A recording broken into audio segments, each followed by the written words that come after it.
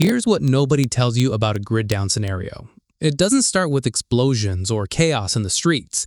It starts quietly, with a hospital generator sputtering out on hour 40, with a gas station's payment system freezing mid-transaction, with a mother realizing the tap water pressure just dropped for no obvious reason.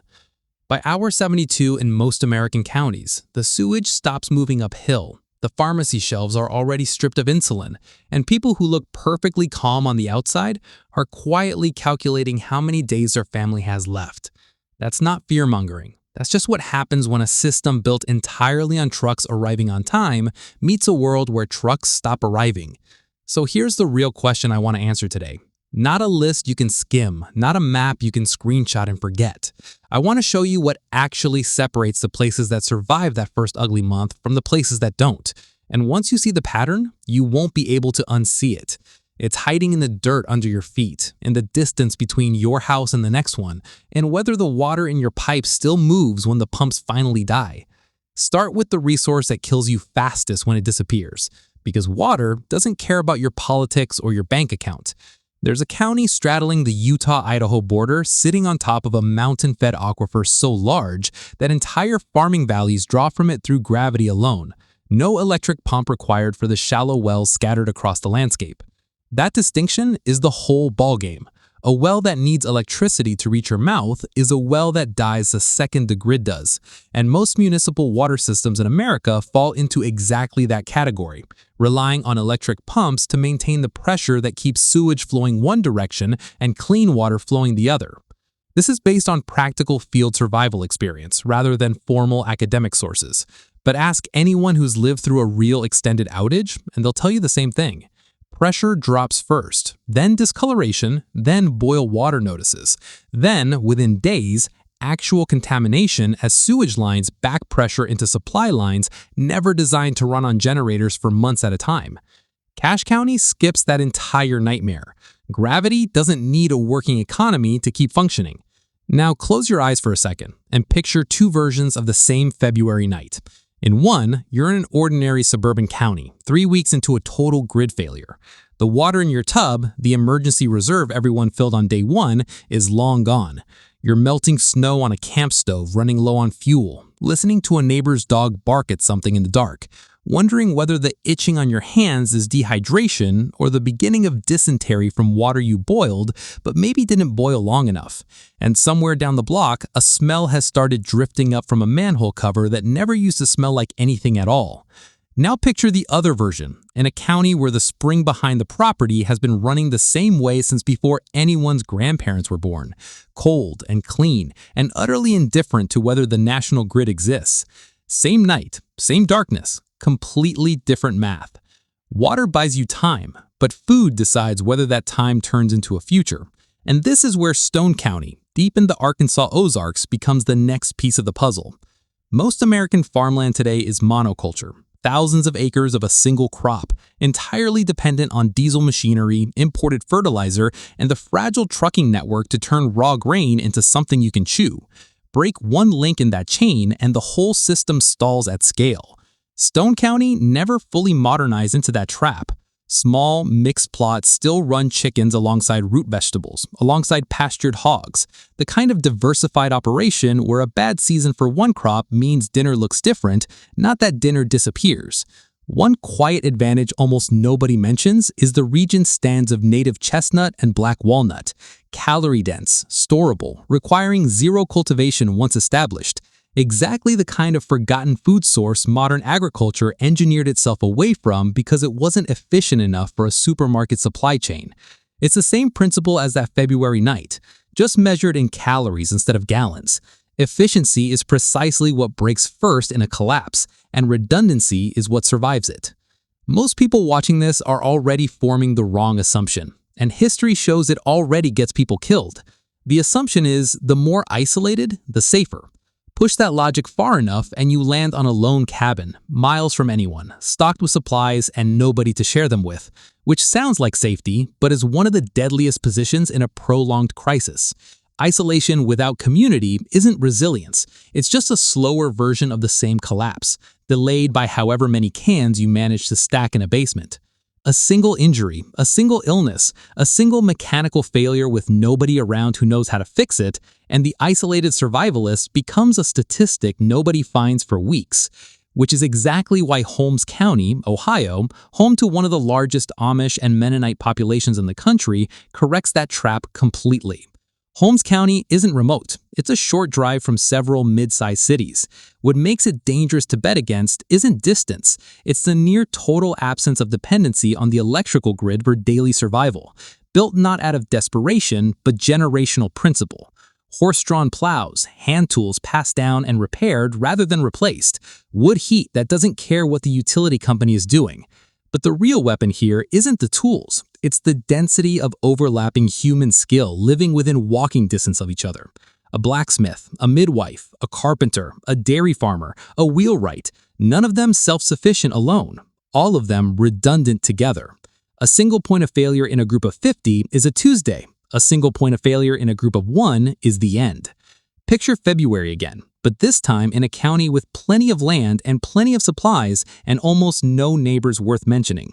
The stockpile in the cellar is exactly as full as it was the day the power went out, but the well pump seized 2 weeks ago, and there's nobody within 5 miles who knows how to fix a well pump.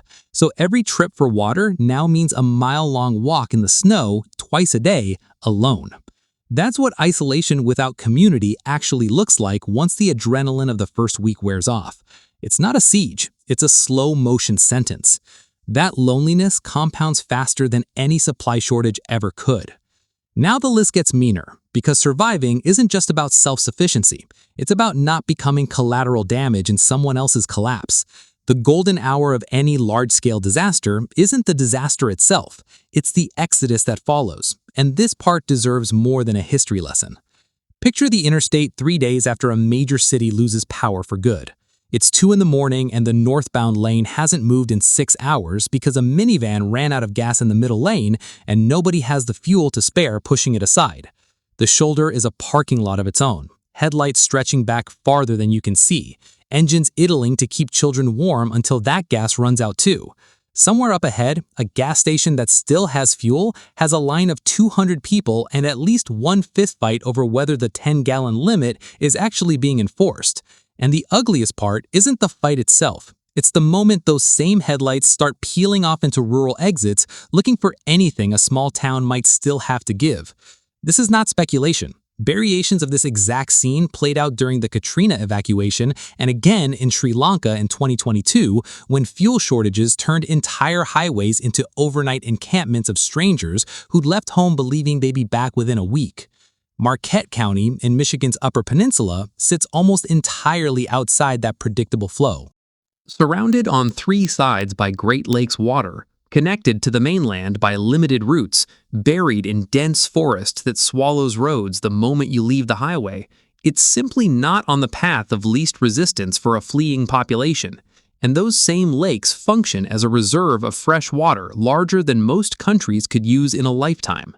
Nobody up there built that isolation as a bunker strategy either. It's just what happens when a place stays hard to reach for 100 years running. Energy is where this conversation usually goes soft, because people love imagining a county that just flips a switch and keeps the lights on no matter what happens to the national grid. And that fantasy needs correcting before it gets someone killed by false confidence. Modern hydro dams and wind farms are typically tied into regional control systems, not simple standalone generators you can disconnect and keep running on autopilot. So the real advantage of a place like Klickitat County, Washington, along the Columbia River Gorge isn't they'll definitely keep the power on, it's something more useful and more honest: industrial competence. Proximity to major hydroelectric infrastructure means a population that already understands large-scale power generation at a technical level most Americans have never touched. Access to river transport, existing turbine knowledge, and abundant timber for small-scale wood gasification means the region has both the raw materials and the working knowledge to rebuild localized power at a scale a household or small town could actually manage, even if the larger grid it's normally tied to stays dark for good. These people never outsourced their understanding of power the way the rest of the country did, and that's the 5th advantage on this list.